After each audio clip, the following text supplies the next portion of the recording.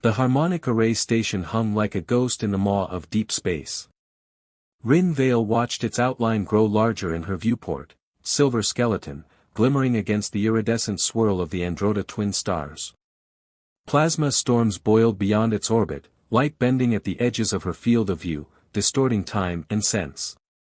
Her hands flexed on the controls, more from habit than need. Docking was automated here, but she liked to feel the last few seconds, her ship systems thrumming under her fingers like an old friend's breath. She didn't know why Earth had chosen her. She wasn't the best. Not on paper. She wasn't the fastest, the youngest, the most politically viable. But she was alive. And in the eyes of the Galactic Defense Fleet, maybe that counted for something. Maybe surviving when you shouldn't makes you interesting. A flicker on the dashboard interrupted her thought. A comm opened, tight band, encrypted. Pilot Rin Vale, clearance accepted. Proceed to docking bay Theta, 12. The voice wasn't human. No accent, no real inflection. A synthetic hybrid protocol, designed to be universally comprehensible. Copy, she replied, and guided her small interlink shuttle to the hangar. It folded open like a mechanical flower, accepting her into its heart. As the clamps hissed and gravity sinks locked her into station alignment, she released the last breath she hadn't realized she'd been holding. Here we go. 2, welcome party. The docking tunnel was stark white and strangely cold. Her boots made crisp, metallic thuds against the floor. A few technicians, alien, mostly Melgo and thin-framed Zyvene, paused to glance her way. She wore Earth flight leathers, dark and minimalist, with no insignia but the pilot badge burned into the collar. She had braided her dark hair back, tight and efficient, and carried only a small satchel with her regulation tablet, neural uplink gear, and a single hardbound journal, one she never wrote in, only turned pages of. A shape detached from the wall ahead, sinuous and tall. Human punctuality, the figure said. Rare and overrated. He was unlike anything she had seen up close.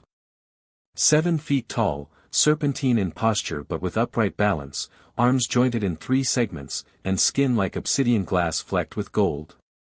Scales, not rough, but smooth like mirrors, coated his face in faintly shimmering bands. His eyes were vertical slits of lavender, ringed with faint silver glints. Silge Thorn, he introduced, gaze unblinking. Virelli Flight Echelon. You are, what remains of Earth's faith. Rin fought the urge to match his sarcasm. Rin Vale. Pilot, not ambassador. Here to teach if your squadron's willing to learn. His jaw flexed. A sound, not quite laughter, rose in his throat, like wind over glass. I've taught wind to bend faster than humans think. We'll see if you fly or just talk. He turned, robe-like coat brushing the floor. Come. You'll want to meet the others. 3. Introductions and friction. They passed through a series of bioluminescent corridors, carved in materials Earth scientists couldn't begin to replicate. Rin remained quiet, absorbing, how the lights followed their pace, how temperature changed minutely between species hubs. Silge paused before a vast hexagonal chamber where the training squadron awaited. 12 pilots. Mixed species. No other humans. One, stocky, with skin like hammered bronze, chuckled when he saw her. They actually sent a human. She has arms, so perhaps she'll be useful for coffee delivery, said another, an iridescent Araxan with 6 pupils and a permanent sneer. Silge merely gestured. Pilot Vale. Earth's finest. Rin said nothing. She scanned the group, memorizing faces. No greetings. No respect. That was fine. She hadn't come here to win popularity. She came to survive. A panel blinked. Simulation briefing began, automated, swift, and brutally clear. Live combat scenario begins in 43 minutes. Objective, asteroid maneuver test. Tier 4 difficulty. Rin raised an eyebrow. Tier 4. First sim. The bronze-skinned pilot, Harlix, she caught his name, smirked. You don't like difficulty, human. Just didn't think we'd start by killing me, she replied dryly. Silge's eyes narrowed. You can opt out, he said. But only once. And only if you intend to leave. She unzipped her flight jacket and threw it on the bench. I don't opt out. 4. Fire in the veins. The simulator chamber was impossibly vast, one of the few fusion-based full-field systems in known space. She stepped into the pod. Sleek. Circular. Neural interfaces mapped instantly to her cortex. A moment later, reality bent. And she was in the black. Her hands moved instinctively, calculating rotational drift, spin torque, asteroid density. But something was wrong. Too fast. The belt was accelerating. Override, she muttered. No response. They'd rigged it. An initiation test. If she died, she was weak. If she survived, they'd still scorn her. So be it. Her breath slowed. Her mind didn't.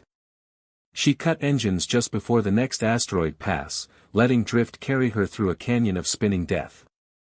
A trick she'd learned on Europa runs, momentum wasn't the enemy. It was a tool. She used the ship's venting plasma to slingshot, inverted thrusters at 0.4 delay to burn against gravitational tides. She danced. 10 minutes in, the scenario escalated again. Impossible vectors, collision alerts, heat spike. Still, she flew. When the sim finally ended, silence reigned. She stepped out of the pod, breath coming fast, undershirt soaked. Nobody clapped. But nobody laughed, either. Silge stared at her. Eyes unreadable. Then he turned and walked away. 5. The Rift. Later, alone in the observation bay, Rin rested her forehead against the glass, looking out into the stars. They didn't comfort her. She wasn't supposed to be alive. Not after Barnard's star. Officially, it had been her navigational error. 23 Zer pilots died. None human. She'd never believed that story. But she'd worn its blame. The door hissed open behind her. Still flying in your sleep? Silge. She didn't turn. Still watching from the shadows?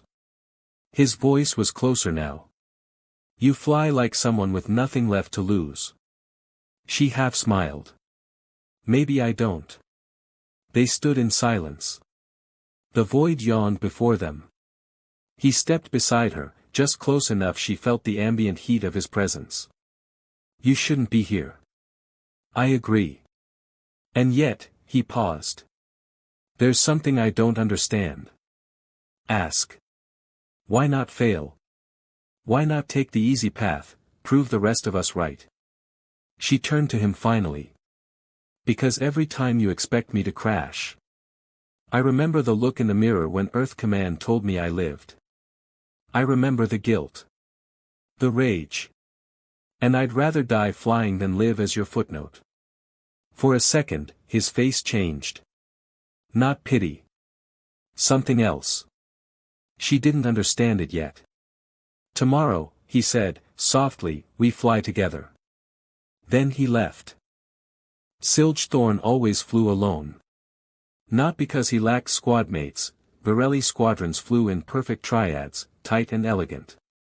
Not because he didn't value unit coordination. But in his mind, no one ever matched him. He was the sharpest vector, the cleanest cut through chaos. The inertia of others pulled him down. Until Rin Vale. She wasn't fast, not by their standards. Her neural lag was at least 0.9 seconds off from the average Zevlin response loop. Her movements, by Varelli metrics, were hesitant. But then she landed that Tier 4 sim. Not with speed. With precision. With instincts he didn't understand. He had watched her sweat, grit, and outmaneuver a challenge designed to break her. He had felt something when she emerged from the pod, battered but upright, eyes flashing. Not admiration. That was too soft. Not attraction. That was too dangerous. Something in between. A shift. A tremor in his confidence. And that disturbed him. 2. The file. His claws tapped the console lightly as he opened the hidden GDF telemetry archive. He shouldn't be accessing it, not without a clear directive, but the feeling refused to leave him. Rin Vale. Clearance level, Omega Limited. Survivor of incident number 4795, Barnard Gate misjump. Casualties, 23 Zer vessels, 0 human. Silge frowned. He'd heard the propaganda. The humans blamed faulty communication. The Zector blamed her jump protocols. But something in her flying, intuitive, adaptive, raw, didn't fit the picture of a panicked navigator making a mistake. He dug deeper. GDF logs noted a delayed sensor ping just before the jump. One he'd seen in weapons testing. Project Seraphim. Classified. The data fragment ended abruptly. The rest was scrubbed. His claws clenched. He closed the feed, leaned back, and stared at the cold blue glow of the walls around him. Was she really just lucky? Or did she know something? He didn't want the answer. Not because it might damn her. But because part of him didn't want her to be guilty. 3. Starlight and Skin. The repair mission was supposed to be routine. One of the training drones had gone off course during yesterday's sim. Retrieval required a manual approach outside the safe perimeter of the harmonic array. Standard protocol required 2 pilots on mission ops. He'd volunteered. So had she. Now they were strapped into a utility pod barely large enough for 2. Clothes. Cramped. Every shift of her body sent heat radiating across the cabin. "You always this quiet?" she asked after 10 minutes of silence. "I conserve words," he replied. "You conserve trust, maybe." He didn't answer that. Rin leaned forward, adjusting the side array. Her jacket was unzipped slightly, the base layer beneath clinging to her skin. He looked away. Too warm. Too close. Too much. "You know," she said softly, not looking at him, "when I first saw you, I assumed you hated humans." "I don't hate," he said. "You resent us." "Yes. Because of Barnard?" He didn't reply. "Not right away." Then, quietly, "Because I lost a sibling there.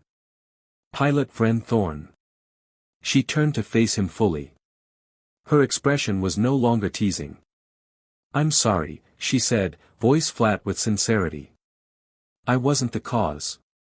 But I carry it anyway." Silge's jaw clenched. He studied her face, the lines under her eyes, the tension in her neck. She wasn't faking anything. "How did you survive?" he asked. "I don't know," she whispered. "I still don't." The pod jolted suddenly, collision alert. A small meteor fragment skipped off the hull. The lights flickered. They reached for the same stabilizer handle at once. Her hand touched his. The contact was electric. Their eyes locked. In that suspended second, the tension between them changed. Shifted. Not just friction, but charge. Silge inhaled. And something in him, something long-coiled, unwound slightly. Back to base, still tethered. They completed the drone retrieval in silence. Rin didn't speak until the pod was back in the hangar, repressurizing. "Thank you," she said finally, as the canopy lifted. "For trusting me."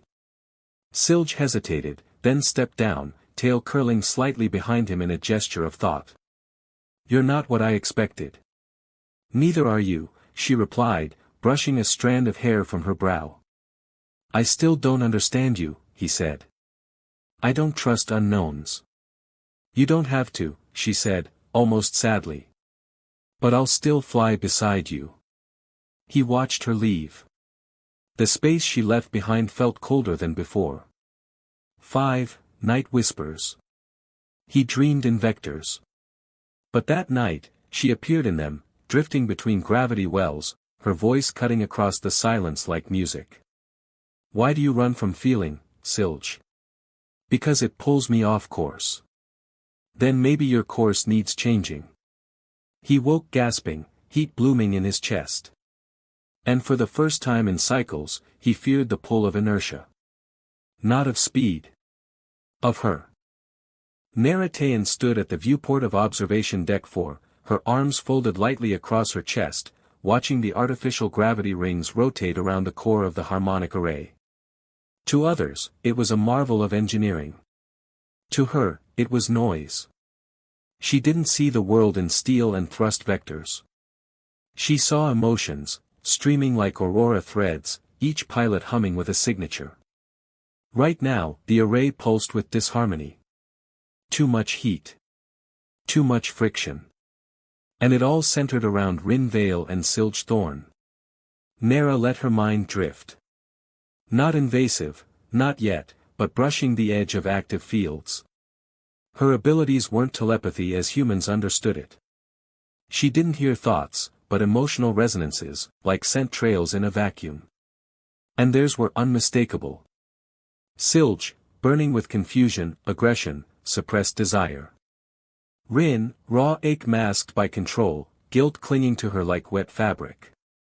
Together, they were a collision course made flesh. Nera sighed, pulling her robes closer around her shoulders. It was colder in the diplomat's wing, but the chill helped.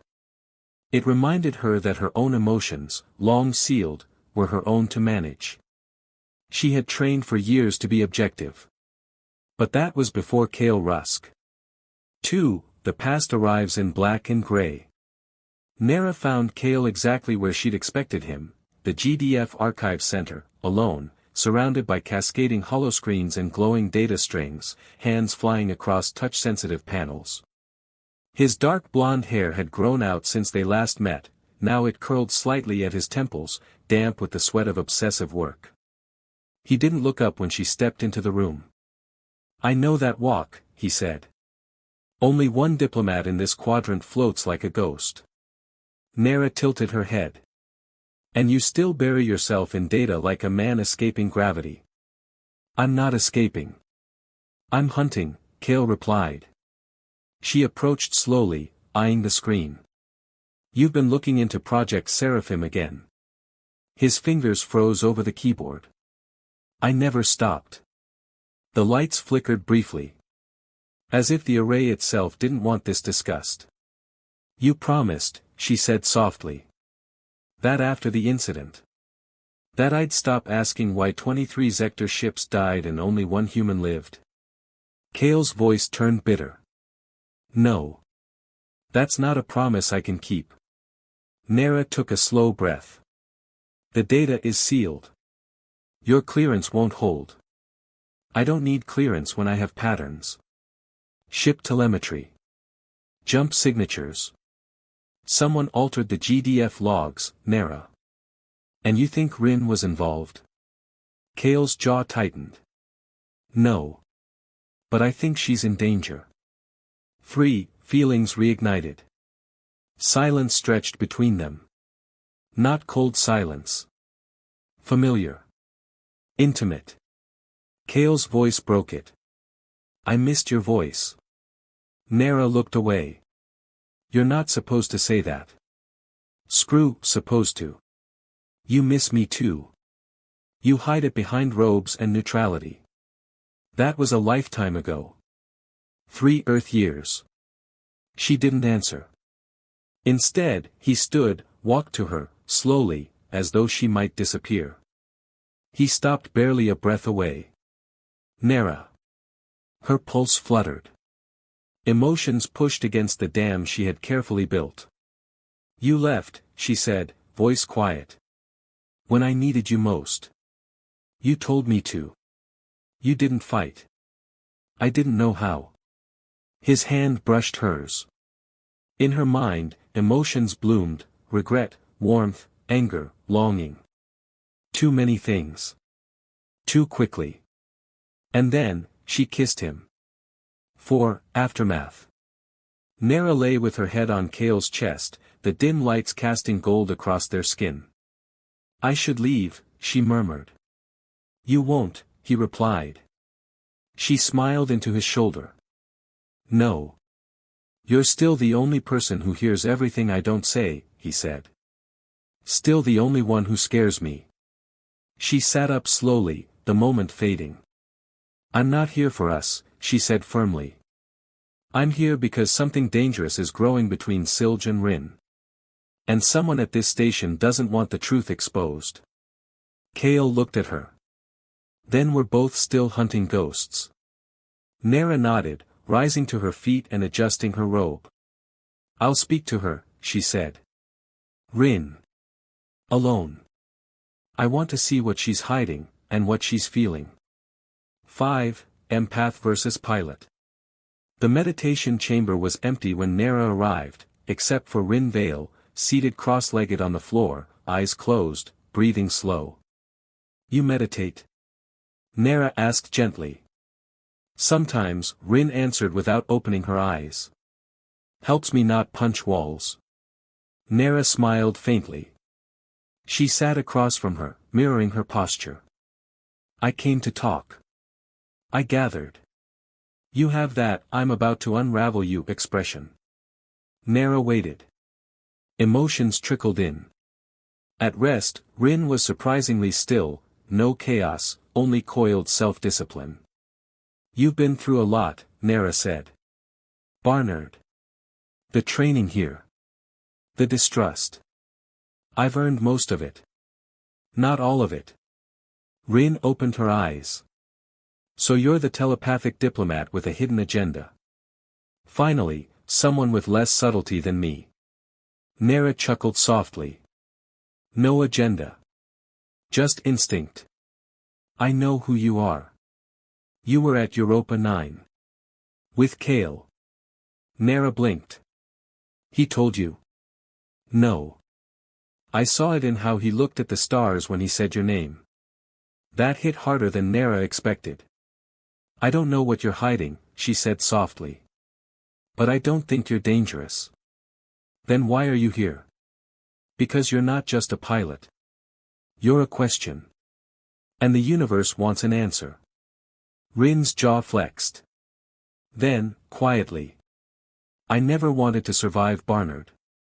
Nera reached forward, took Rin's hand gently. But you did. And someone went to great lengths to make sure no one knew why. Kale Rusk didn't believe in silence anymore. Not after what he had seen in the Seraphim files. There was a rhythm to hidden data, just like in music, in movement. And right now, Harmonic Array was humming with a secret far too loud to ignore. He sat hunched over a console, fingers flying across tactile keys. This terminal, buried 2 levels below the engineering ring, had no network uplink. That was why he liked it. Here, he could listen without anyone listening back. The file shimmered open, an old data fragment from the Barnard Gate disaster. He'd copied it years ago before it was scrubbed from GDF archives. Until now, he hadn't seen the glitch. A microsecond delay in the Zector formation, precisely 0.42 seconds before Rin Vale's ship initiated jump. Why the delay? He slowed the footage. The Zur ships had repositioned. Formation inverted. Battle configuration. It hadn't been patrol. They were preparing for something, or someone. And Rin had jumped in blind. His pulse kicked harder. They'd used her. A human test subject. Not a coincidence. Seraphim wasn't a defense protocol. It was an experiment. 2 alarms and echoes. The lights flickered. For a second, everything in the data terminal dimmed, and came back online. Kale stiffened. That wasn't normal. He stood, backing up toward the wall just as the doors hissed open. Security. 2 officers. Not GDF. Sector personnel. Technician Rusk, one said. We received a systems breach alert. Step away from the console. Kale held up his hands, palms out. Just routine diagnostics. We'll confirm that. One of them approached the terminal. The other stayed close, blaster half-drawn. Kale smiled casually. You know, this is a private system. Nothing's private on array jurisdiction, human. His gaze sharpened. They knew. Not what, not how much, but enough. Of course, he said lightly, turning. And slammed his elbow into the closest one's throat, dropping him with a grunt. The second drew his blaster. Too slow. Kale threw the first officer's weight into him, sending both sprawling. Kale grabbed the encrypted chip from the console and ran. 3. Hearts in tension. He found Nera first. She was in the East Gardens, one of the few organic zones on the station, filled with luminous vines that glowed like constellations. She stood by a pool of water, alone. He stepped into the light. You were right, he said. They've been lying since Barnard. I have proof. Her eyes widened. Kale, what did you do? They came after me. I don't know how long I have until. Shoo. She stepped to him, placing her palm against his chest, feeling his heartbeat. They were too close again. Just like before. I thought you left me, she said softly. I thought you buried yourself in data because it hurt too much to feel. I did. He kissed her. Not like the last time. This one burned, short, fierce, final. When he pulled back, he pressed the chip into her palm. You need to get this to Rin. Nera closed her hand over it. And you? I'll draw them away. You know I'm good at running. She stared at him. You're not running. You're sacrificing. His grin was all teeth. Same thing, depending on the outcome. Then he was gone. 4. Flight pattern, danger. Silge paced the launch bay like a predator. Rin stood across from him, arms folded. The tension between them was iron thick. We shouldn't go, he said. This smells of trap. Then stay here, she replied. I'm flying. You'll be alone. You flew alone once. That was before I realized the person beside me didn't need saving. Just back up. She blinked. Just once. That was the closest he'd ever come to saying I care. The alarm sounded. All pilots, scramble. Live threat detected. Coordinates, outer ring, drift cluster Alpha 2. Possible ambush. Rin didn't hesitate. She was already in her flight gear, helmet under one arm. Coming. Silge swore under his breath. You'll get me executed. Only if I survive, she quipped. He followed. 5. Battle. The ambush wasn't a sim. 3 rogue interceptors, Zector design, but stripped of identifiers, cut through the gravity ring like blades. Rin's ship twisted between them, dancing on inertia and instinct. Silge mirrored her on the flank, flying the way he hated, reactive, defensive. Together, though, their movements became poetry. Flank right, she snapped. I'm ahead of you. You always are. They spiraled in tandem, cutting down the first attacker in a clean crossfire. 2 left, she said. I know, Silge growled. They're not aiming to kill you. They're hurting. Rin's stomach dropped. Toward what? I don't know. Another hit rocked her wing. Alarms screamed. Hull breach warning. Silge looped around, shielding her with his own ship. Back to the array. Now. I can't. Not yet. Why? Because someone needs to see this through.